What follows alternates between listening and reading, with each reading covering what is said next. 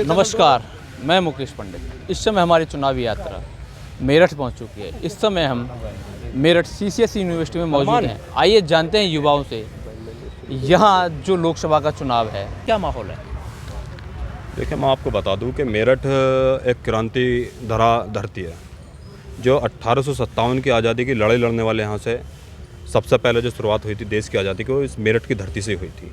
और मेरठ की धरती में आपको मैं बता दूं कि चुनाव के माहौल में इतिहास दर्ज हुआ है कि यहाँ पर अभी तक कोई सेलिब्रिटी आज तक जीता नहीं। और जो मौजूदा वर्तमान में सरकार चल रही है भाजपा की, उन्होंने एक सेलिब्रिटी को मुंबई से लाकर उतारा है, जबकि यहाँ भाजपा में और भी कद्दावर नेता थे। लेकिन धर्म को देखते हुए, धर्म की राजनीति को देखते हुए केवल उस राम का नाम देकर उतारा गया है। लेकिन कोई इंसान भगवान नहीं हो सकता, ये मेरा अपना मानना है। ना ही कोई इंसान खुदा हो सकता। जो भैया ने कहा है कि धर्म की राजनीति को लेकर या वो किसी बॉलीवुड या फिल्मी दुनिया से जो लाए गए हैं, क्या ये जो बीजेपी की चाल है कामयाब हो पाएगी? काफ़ी हद तक तो नाकामयाब होती हुई नज़र आ रही है, क्योंकि अब सुनीता वर्मा जी यहाँ हमारे यहाँ से चुनाव लड़ रही हैं, तो काफ़ी हद तक ये चाल नाकाम होती हुई नज़र आ रही है। आपको रुझान भी दिख रहे होंगे चुनावों के।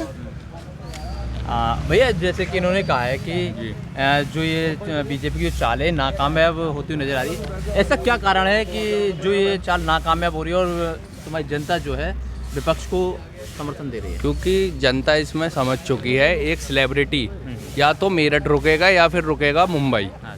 और सुनीता वर्मा जी जो हैं वे दलित समाज से आती हैं। हमारे एरिया में दलित मुस्लिम समाज का बहुत मूल्य वोट है, जो कि एक तरफा उन पे ही जाता दिख रहा है।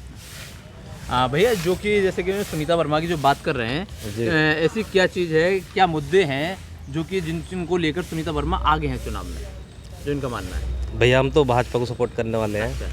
तो हमारे तो अरुण गोविल ही जीतेंगे। तो अरुण गोविल जी क्यों, क्या कारण? क्योंकि क्या मुद्दे हैं, किन मुद्दों को लेकर? मुद्दे बहुत है भैया। भाजपा ने बहुत विकास करा, आप चारों तरफ देखें, रोड बनाए हैं, अच्छा, शिक्षा के ऊपर भी काम किया है। अच्छा। और काफ़ी अनेक मुद्दे हैं।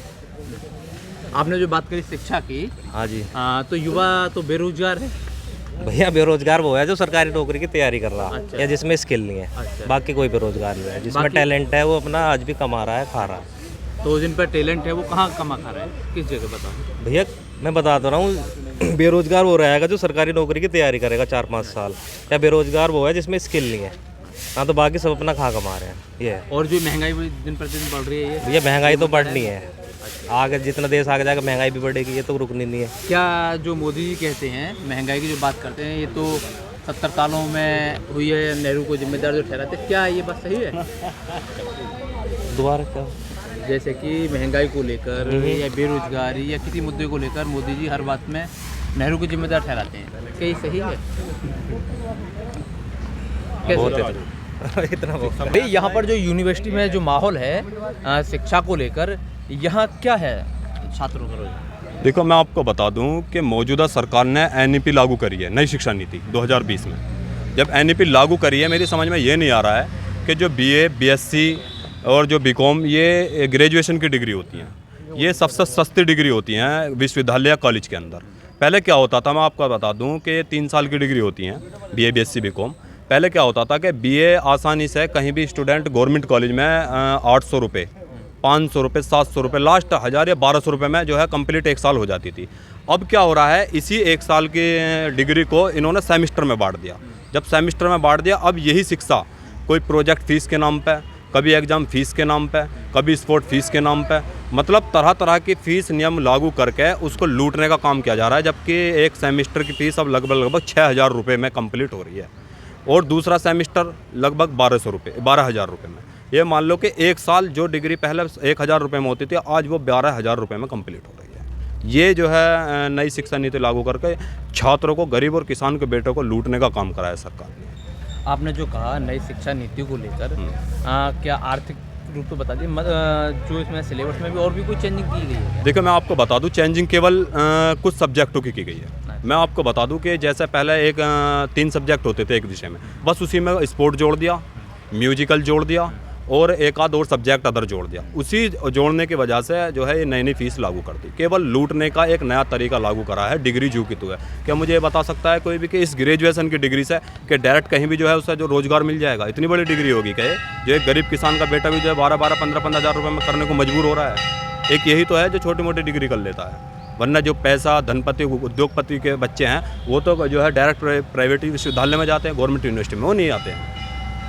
जैसे कि जो नई शिक्षा नीति है इसको लेकर क्या युवा इसके विरोध में सरकार के खिलाफ मतदान करेंगे? सरकार के खिलाफ छात्रों ने ठान लिया। मैं आपको बताऊं, नई शिक्षा नीति आज तक विश्वविद्यालय के मैं चैलेंज कर रहा हूं कि गवर्नमेंट यूनिवर्सिटी के अंदर जो वीसी है अगर नई शिक्षा नीति के नियम बता दें तो हम एजुकेशन छोड़ने को तैयार है। नई शिक्षा नीति जब से लागू हुई है इसका ना ही तो कोई प्रोफेसर समझ पाया है इसको, ना अभी तक कोई वीसी समझ पाया। यहाँ तक कि जब शिक्षक ही ना समझ पाया तो छात्र क्या समझ पाएगा?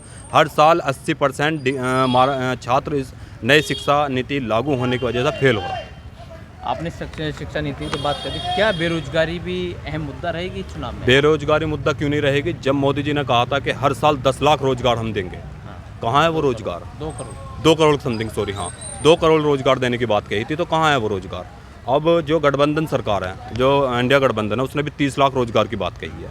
मेरी समझ में ये नहीं आ रहा है कि जब जब युवा और रोजगार की बात आती है तो वो धरातल पर ना उतर कर केवल कागजी कार्रवाई पर तक सीमित हो जाता है, धरातल पर नहीं उतर पाता है। दूसरी बात यह है रोजगार को लेकर कि हर साल युवा आत्महत्या करने को तैयार है। आप आंकड़े उठा के देख लिए, कम से कम ये देख लो कि पूरे देश में कम से कम 5,000 से 6,000 के समथिंग स्टूडेंट जो है आत्महत्या सुसाइड करने को मजबूर है। क्या जो पहले चरण का जो चुनाव हुआ है उनमें क्या बीजेपी पिछड़ती नजर आ रही है क्या? मैं आपको बता दूं, पहले चरण में जो अभी तक चुनाव हुआ है उसमें लगभग 8 जिलों की जो है वोटिंग हुई थी और 8 जिलों में से केवल 3 ही जिलों पर निकल पाएगी भाजपा, वरना 5 जिलों पर इंडिया गठबंधन जीत रहा है। और जैसे कि जो आने वाला है समय 26 तारीख को जो दूसरे चरण का चुनाव होने वाला है, जी, उसमें क्या जो मोदी जी ने अभी अलीगढ़ में एक दो नई बयानबाजी की है धर्म को लेकर, जी, क्या वो कामयाब हो पाएगी? मैं आपको बताता हूँ, मोदी जी ने 19 तारीख को अमरोहा में कहा था कि मोहम्मद शमी एक अच्छे खिलाड़ी हैं और मुझे बहुत अच्छा फील होता है। मोहम्मद शमी के ऊपर यानी मुसलमानों को लुभाने के लिए वहाँ पे ये बात कही थी। और मैं कल की देख रहा हूँ कि कल की पंचायत में ये कहा गया है कि मुसलमानों को, मनमोहन सरकार में ये कहा गया था कि मुसलमानों का इस देश में सबसे पहला हक है संपत्ति को लेकर। और कल ये कहा गया उस बयान को पलटते हुए मोदी द्वारा कि मुसलमान संपत्ति जो है सबसे पहले इस वजह से हक मांगा कहा गया था कांग्रेस के द्वारा कि वो घुसपैठियों को जो है संपत्ति देगा। हमारी समझ में ये नहीं आ रहा कि इस देश का 40% जो व्यापार है वो बड़े उद्योगपति को दे रखा है। 40%, केवल 60% में पूरा देश है, 40% केवल चंद लोगों के जो है पास दे रखा है। समझ में ये नहीं आ रहा कि चंदा इलेक्टोरल बॉन्ड की आपकी मैं बात करूँ कि चंदा दो और धंधा लो, मोदी सरकार का ये रवैया चल रहा है। यहाँ जो अभी आपने देखा और जाना कि युवा नई शिक्षा नीति, बेरोजगारी को लेकर किस तरीके से बीजेपी के खिलाफ मतदान करने जा रहा है, ये देखना बाकी है। 26 तारीख को देखेंगे क्या ये जो कहा है ये कहावत ही रह जाएगी या फिर ये 26 तारीख को सरकार के खिलाफ मतदान करेंगे। जय हिंद, जय भारत, वंदे मातरम।